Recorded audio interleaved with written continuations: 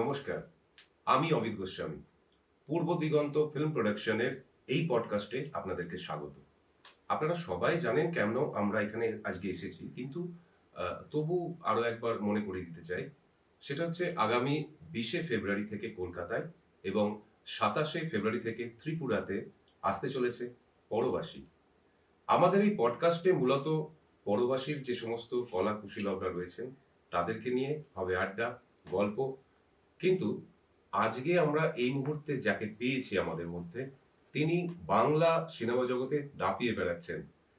তিনি আর কেউ নন, লোকনাথ দে, যার অভিনয়ের ছোঁয়ায় আমরা দেখেছি অসামান্যত্ব, দেখেছি মাটির গন্ধ এবং পেয়েছি বাস্তবতার ছোঁয়া।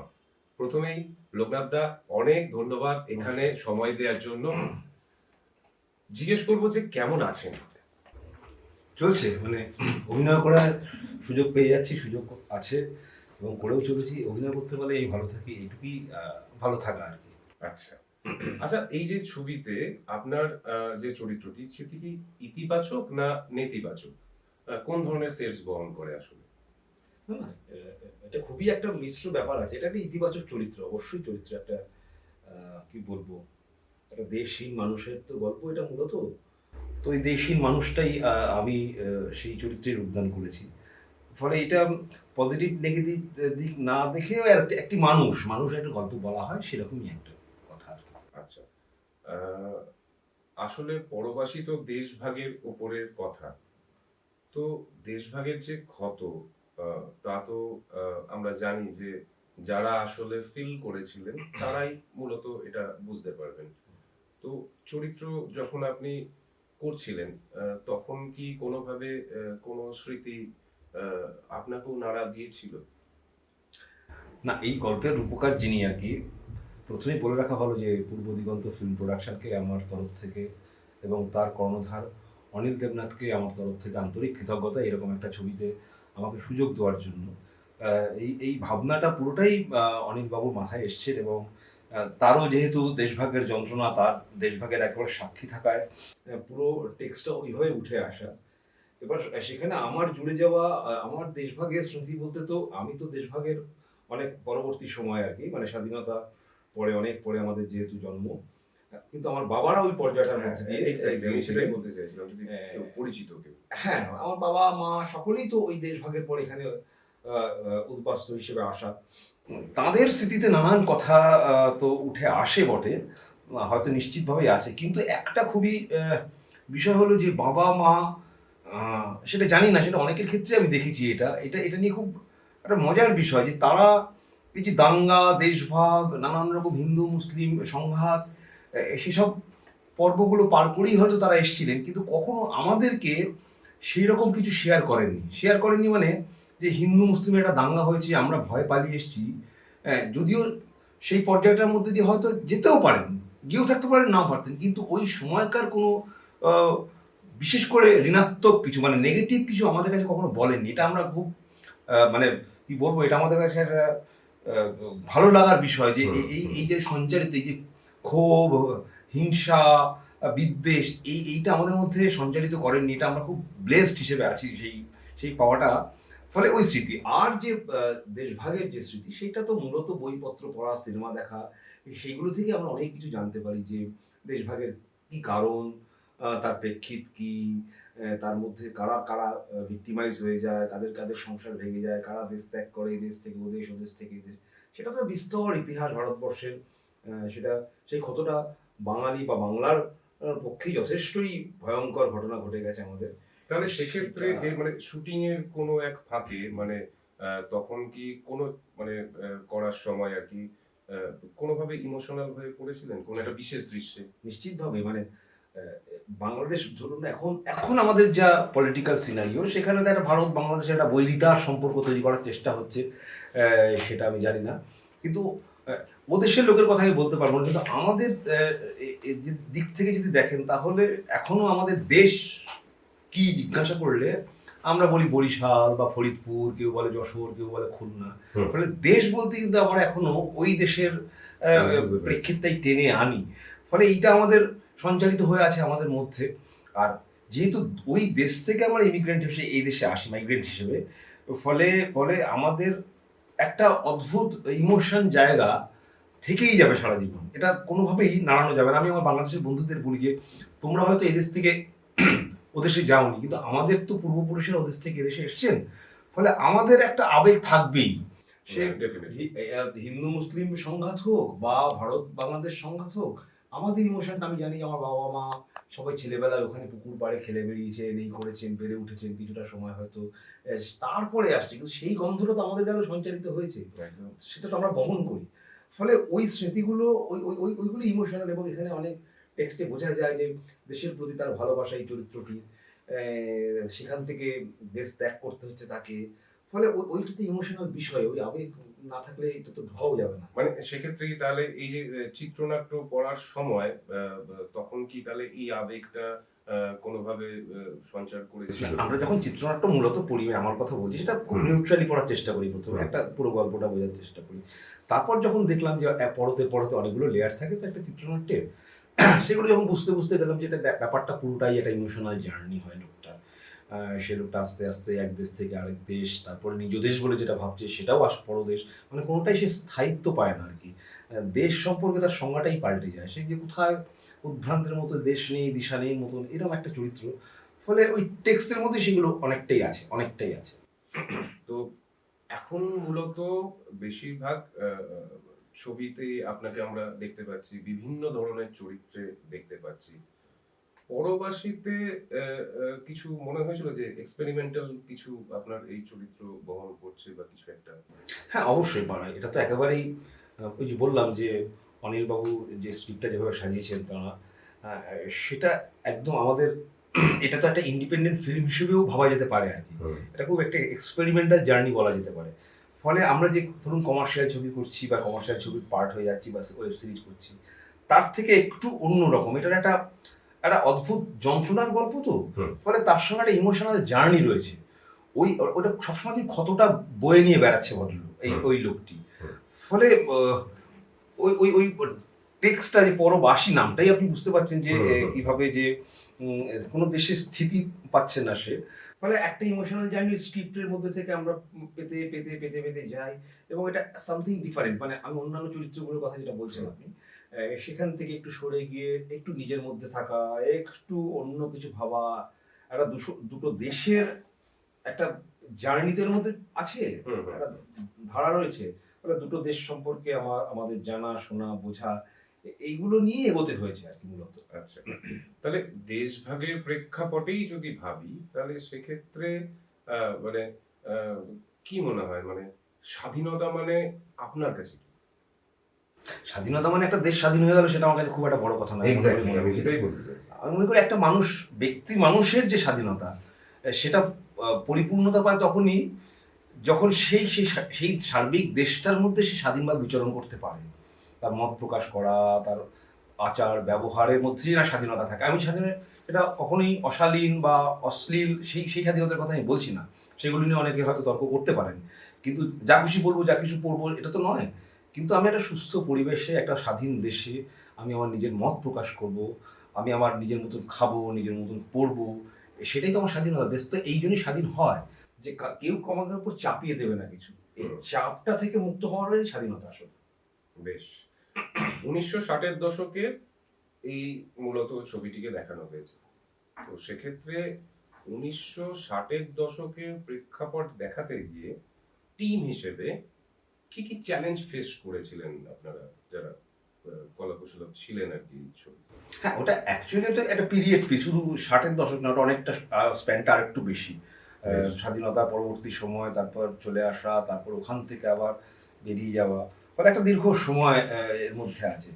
চ্যালেঞ্জ মধ্যে পিরিয়ড পিস যখন হয় না, তখন কি হয়, তখন ইতিহাস সম্পর্কে একটু সচেতন হতে হয়। তার তার তার ভাষা কথা, তার ব্যবহার আচার আচরণ এগুলো। এখানে একটা বিশেষ বিষয় ছিল যে যেহেতু কুমিল্লা থেকে ওরা ইমিগ্রেন্ট হয়ে গেছে, মানে মাইগ্রেন্ট হয়ে ওই দেশে এসছে আর কি, ভারতবর্ষে এসছে, ফলে সেই ভাষাগত একটা, মানে আমার অভিনেতা হিসেবে বলছি, একটা সমস্যা আমাদের ছিল। সেগুলো আস্তে আস্তে আস্তে আস্তে যেহেতু অনিলদা এবং অন্যান্য যারা ছিলেন ওখানকার স্থানীয় মানুষেরা, তারা অনেকটাই শুদ্ধে শুদ্ধে দিতে দিতে গেছে, বা ডাবিংয়েও কিছুটা হয়েছে, সেইটা একটা ছিল। ফলে এই ইতিহাস সচেতন না হলে না এই ছবিগুলো করা মুশকিল আছে। মানে একটা তো স্ক্রিপ্ট রাইটারের একটা ইন্টারপ্রিটেশন থাকে, হুম। ওরা একজন অ্যাক্টার তো তারও একটা নিজস্ব ইন্টারপ্রিটেশন তৈরি হয় ওভারঅল সব দিক থেকে দেখতে গেলে। সেইটাই বোঝাপড়ার মধ্যে মধ্যে তার সঙ্গে ডিরেক্টর রয়েছে, খুবই গুরুত্বপূর্ণ কাজ করেছে মনেট এখানে, কারণ ও তো এফটিআই এর খুবই কৃতি ছাত্র, ওর সঙ্গে ডিওপি জয়েশ, এরা খুবই মানে ইন্টেলেকচুয়াল হিসেবে মানে এরা জানে বোঝে একটু অন্যরকম সিনেমা করতে চায়। ফলে এই সবটা মিলেমিশে আমরা, আমাদের কাছে চ্যালেঞ্জটা ছিল যে এই টেক্সটটাকে আমরা ঠিক ঠিক করে মানুষের কাছে পৌঁছে দিতে পারবো কিনা। সেইটা আমরা একটা পর্যায়ের মধ্যে গেছি। এবার তো দর্শক যারা দেখবেন তারা বলবেন, এটুকুই বলতে পারি আর কি। এবার একটু অন্যরকম ভাবে বলি, সেটা হচ্ছে যে সিনেমা নিয়ে তো আমরা আলোচনা করছি, কিন্তু এবার সিনেমার বাইরে থেকে গিয়ে যদি ভাবি যে যখন আপনারা একসাথে সবাই মিলে কাজ করছিলেন, যারা ছিলেন, আহ, কিঞ্জল ছিল, দেবপ্রতিমদা ছিলেন, সাথীদি ছিলেন, তো নতুন পুরনো সকলে মিলে আপনারা করেছেন, তো অন স্ক্রিন যা ছিল ছিল, অফ স্ক্রিনটা কিরকম ছিল? না না, কিঞ্জল তো আমার প্রায় ছোট ভাইয়ের মতন, আমরা দীর্ঘদিন ধরে একসাথে থিয়েটার করা, ছবির কাজ করা, সিরিজের করা, সেটাও দীর্ঘদিন। তাজুদা আমার মানে আমি যে থিয়েটার ওয়ার্কশপ বলে একটা দলে প্রায় 20 বছর, সেখানকার সিনিয়র ছিল তাজুদা। ফলে এদের সময় দীর্ঘদিনের একটা সখ্য গড়ে উঠেছে। কোনো ফলে বিশেষ মজার ঘটনা? ওখানে মজা, আসলে অনিলদার কথা বারবারই উঠে আসবে। অনিল বাবু আর কি যেভাবে আমাদের ক্যানভাসটা সাজিয়ে দিয়েছেন, মানে আমরা যেখানে শুট করি ডুমরু লেক বা আগরতলা পরবর্তী ক্ষেত্রে, একটা অদ্ভুত ক্যানভাসের মধ্যে গিয়ে আমরা পড়ি। সেখানে একটা পুরো টিম, মানে শুধু বাংলার নয়, মানে আমি যে তাজুদা, মানে দেবপ্রতিমদার, কিঞ্জল, সাথী, সবুজ, এরা ছাড়াও তো ওদিককার যেমন আমি বলছি যে সঞ্জয় কর যিনি ছিলেন, উনি থিয়েটারের মানুষ, তার ছেলে ছিল। তারপর ওখানে আমরা অজয় বলে একটি ছেলেকে পেয়েছিলাম, অজয় ত্রিপুরারি, খুবই খুবই গরিতকর্মা ছেলে, ভীষণ ভালো অভিনয় করেছে। রোহিত দেববর্মন বলে একজন ওখানকার ফোক থিয়েটার বা ওই ধরনের সাংস্কৃতিক কর্মকাণ্ডের সঙ্গে যুক্ত বেশ প্রতিশ্রুতিযশা মানুষ আর কি। মানে এই সবটা মিলেই খুব মজায় কাটিয়েছি এটুকু বলতে পারি। মানে তাদের ইন্টারাকশন, একটা চাকমা অঞ্চলে গিয়ে আমরা শুট করেছি, সেখানে আচ্ছা। চাকমাদের সম্পর্কে অনেক কিছু জানতে পেরেছি। এবং তাদের আচার ব্যবহার, তাদের মানে ভাবা যায় না সেসব এত আন্তরিক তারা ছিলেন। সেটা আমার এখন স্মৃতিতে আর কি ভয়ঙ্করভাবে থাকবে, দীর্ঘদিন ধরেই থাকবে। মজার মানে কি, এই যে আমরা যেখানে ছিলাম ডোমগুলোকে একটা জায়গা থেকে আরেকটা জায়গায় আমরা লঞ্চে বা স্টিমারে করে বা লঞ্চে করে বা নৌকা করে একটা জায়গা থেকে অনেক দ্বীপের সমাহার তো ওখানে। এশিয়ার খুব বিখ্যাত জায়গা যেখানে অনেক দ্বীপ রয়েছে। আমি জানি না প্রথম স্থানে বা দ্বিতীয় স্থানে কি একটা জায়গা আছে আর কি। সে এক দ্বীপ থেকে আরেক দ্বীপে যাচ্ছি, সেখানে গিয়ে ডেরা করে একটা মেকআপ রুমে কোনো রকম ব্যবস্থা করে সারাদিন আমরা ত্রিপলের উপরে শুয়ে বসে একটা খুব মজা করেই করেছিলাম। সেটা খুব একটা টিম গেম না হলে ওটা সম্ভব হয় না, কারণ আমরা যে স্ট্রাকচারে কাজ করে অভ্যস্ত, মানে কলকাতায় যে ছবির ফরম্যাট সেটা থেকে একটু আলাদাই বললাম, একটা ইন্ডিপেন্ডেন্ট ছবির ফরম্যাটেই প্রায় হয়েছে ছবিটা। ফলে খুব এনজয় করেছি সবার সাথে, মানে খুবই। আরো একটা খুব বিশেষ ঘটনা আমার মনে পড়ছে এই মুহূর্তে, সেটা হলো 3rd মার্চ আমার বিয়ের দিন ছিল আর কি। আচ্ছা। হ্যাঁ, তো ছিল মানে এখনো আছে। তো 3rd মার্চ আমার স্ত্রী এবং আমার শাশুড়ি মা ওইখানে গিয়েছিলেন, কয়েকদিনের জন্য গিয়েছিলেন। ওই মানে যেহেতু আমি বাইরে আছি 3rd মার্চটা যদি ওরা একসঙ্গে থাকবে বলে, হ্যাঁ, সেটা ছিলাম আমরা নিজেদের মতো। হঠাৎ করে শুটিং শেষে আমাদের সবাইকে বললো যে তোমরা একটু এখানে এসো, একটা হোটেলে ছিলাম আগরতলা তখন। হ্যাঁ। এবার দেখি অনিল বাবু, সুজাতা দি, আমাদের খুবই একেবারে কি বলবো আর কি, দিদির মতন আমাদের ভালোবাসা দিয়েছেন সব দিক থেকে। তারা একটা অদ্ভুত আয়োজন, মানে সেই অ্যানিভার্সারির একটা বিরাট আয়োজন করে রেখেছে, কেক, ফুলের মালা টালা দিয়ে, তাজুদা আবার সেই সানাই ফানাই বাজিয়ে দিয়ে অদ্ভুত একটা ওয়েদার। মানে এগুলো তো আনএক্সপেক্টেড এবং একটা বিরাট পাওয়া বলে মনে হয়েছে। আমরা এখনো এই নিয়ে আলোচনা করি আর কি, আবার এই সামনেই চলে আসছে। ফলে ওই দিনগুলো ঘুরে ঘুরে আসে যে ওইরকম একটা এক্সপিরিয়েন্স আমাদের হয়েছিল, সেটা খুবই মজার হয়েছিল, খুবই ভালো লাগে। আচ্ছা, কথার মাঝে বারবার এই সিনারির ব্যাপারগুলো চলে আসছে, তো কি মনে হয়, মানে ছবির তো চিত্রনাট্য এক ধরনের হবেই, তো সেটা তো আলাদা, কিন্তু আমি বলতে চাইছি যে সিনিক বিউটিটা এখানে কি কোন রকমের এই ছবির ক্ষেত্রে কোনো ছাপ ফেলতে পারে বলে আপনার কি মনে হয়? হ্যাঁ, ফেলতে পারে, কারণ দেখুন এখানে আমরা তো ছবিতে দাঙ্গা খুব দেখানো হচ্ছে না খুব বেশি। হুম। আছে দাঙ্গা ভেতরে স্তরে স্তরে আছে, কিন্তু আমাদের একটা সিম্পলিসিটি আছে, মানে অনেক একটা শান্ত পরিবেশের মধ্যে আন্ডার কারেন্টের মধ্যে ওইগুলো রয়েছে। ফলে ওই ওই ওই ক্যানভাসটা দরকার ছিল মনে হয়।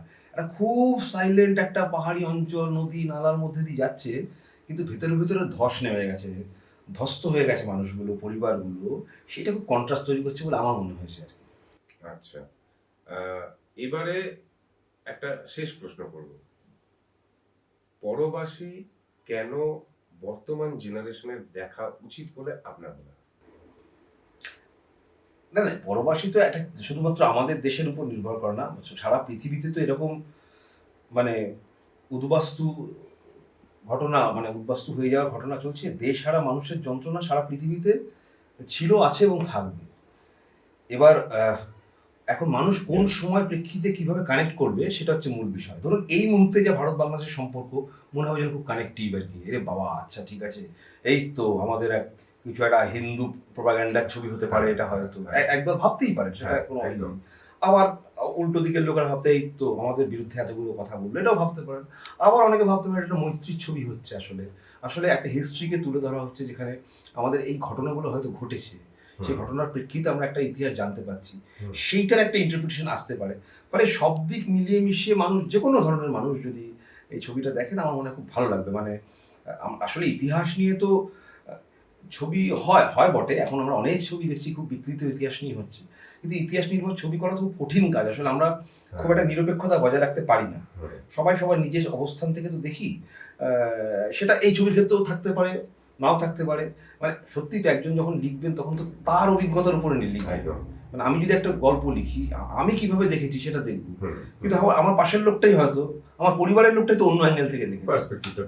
একটা রসমান গল্পের মতন একটা মার্ডারকে তুমি কত রকম ভাবে দেখতে পারো। ফলে ফলে দেখার দৃষ্টিভঙ্গিটা এক একজনের এক এক রকম হবে। কিন্তু ওভারঅল যেটা হয় যে মানুষ উদ্বাস্তু হয়ে গেলে কি হয়, সেই যন্ত্রণাটা, আসলে এই যন্ত্রণা দেশ থেকে পরিযায়ী মতন একটা দেশ থেকে আরেকটা দেশে নিজের মাটি খুঁজে পাচ্ছে না, আসল যন্ত্রণাটা এখানে। এটা শুধু দেশ হিসেবে, এটা পরিবারের মধ্যেও আপনি দেখতে পাবেন। একটা ছোট্ট পরিবার থেকে আমি আজকে বেরিয়ে গেলাম, তারপর ওখানে আরেকটা পরিবার, সেখান থেকেও বেরিয়ে গেলাম। মানে একা মানুষের গল্প হলে যা হয়, সেটা আমি দেশের ক্যানভাসে ভাবলে দেশের ক্যানভাস, পরিবারের ক্যানভাসে, সমাজের ক্যানভাসে, একটা পলিটিক্যাল পার্টির ক্যানভাসে, মানে ক্যানভাসগুলো এইভাবে পাল্টে পাল্টে যায়, কিন্তু আসলে ওই একা হয়ে যাওয়ার গল্প আর কি। দর্শকদের উদ্দেশ্যে কি বলবেন? দর্শকদের উদ্দেশ্যে বলবো, আমি ছবিটার একটা শো দেখলাম আমাদের, এটা বলে রাখা ভালো যে কলকাতা ফিল্ম ফেস্টিভ্যালে এই ছবিটা দেখানো হয়েছিল। আমি ওই শোটা দেখতে গেছিলাম এবং কয়েকজন দর্শকের সঙ্গে আমার কথা হলো। তাদের খুবই ওই যেটা আমরা বারবার আলোচনা করছি, একটা ইমোশনাল জার্নি, যারা এই ইতিহাস বা যারা তাদের অতীত কে ফেলে রেখে এসছে বা অতীত সম্পর্কে একটু সচেতন, তারা খুবই ইমোশনাল হয়েছেন, তাদের চোখে জল চিকচিক করে উঠতেও দেখেছি, তারা সেগুলো জানিয়েছেন। ফলে আমার দেখেও খুবই ভালো লেগেছে। বলতে মানে হয় না, যেহেতু আমার দেশভাগের একটা ইতিহাস আছে, ফলে আমি নিজে যার ইতিহাস নিয়ে তার কাছে হয়তো রিলেট নাও করতে পারে, কিন্তু আমার মনে হয় হলে যদি দর্শকরা এসে একবার সিনেমাটা দেখেন, তাহলে নিশ্চিতভাবে একটা ভালো লাগবে, একটা অন্য অনুভূতির একটা আবেগ একটা কাজ করবে, এইটুকু নিশ্চিত। মানে সেভাবে ছবিটা আমাদের ডিরেক্টর মনেট, অনিল দার স্ক্রিপ্ট এবং ওভারঅল পুরো টিম যেভাবে বানিয়েছে, এবং আমরা যেটুকু করার সুযোগ পেয়েছি করেছি, মনে হয় দর্শকদের খুবই ভালো লাগবে। বেশ, অনেক ধন্যবাদ দাদা এখানে আসার জন্য।